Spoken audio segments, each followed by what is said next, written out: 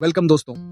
आज हम एक ऐसे सवाल पर बात करने वाले हैं जो सदियों से इंसान की सोच को चुनौती देता आया है। जरा कल्पना कीजिए, एक ऐसा ब्रह्मांड जिसमें अरबों आकाशगंगाएं, हर आकाशगंगा में खरबों तारे और हर तारे के आसपास अनगिनत ग्रह।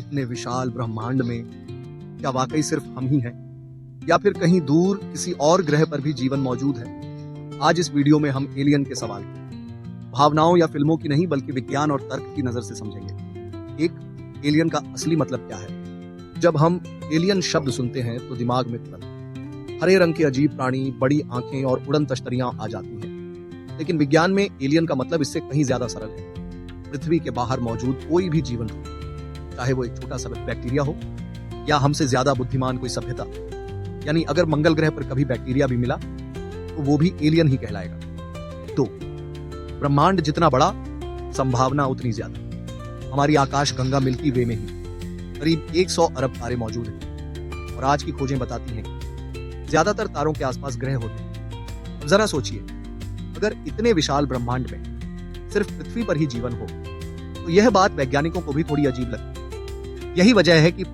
विज्ञान कहता है एलियन जीवन की संभावना नकारा नहीं जा सकती। 3, ड्रेक समीकरण में उम्मीद का गणित।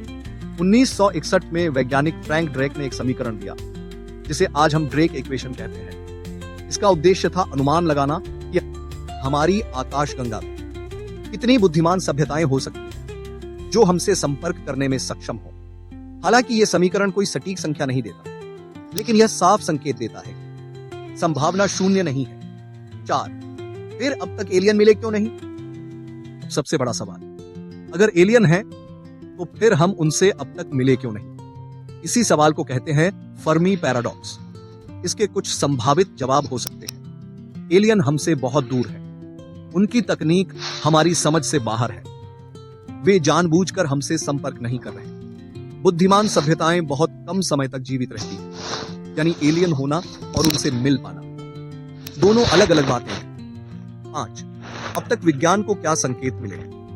आज तक एलियन का कोई पक्का सबूत नहीं मिला, लेकिन कुछ बेहद रोचक संकेत जरूर मिले हैं। मंगल ग्रह पर पानी के पुराने प्रमाण, दूर ग्रहों के वायुमंडल में जीवन के अनुकूल गैसें, अंतरिक्ष से आने वाले रहस्यमयी रेडियो सिग्नल, यूएफओ या यूएपी जैसी अज्ञात घटना। हालांकि इनमें से किसी का भी अंतिम निष्कर्ष अभी तक नहीं निकला।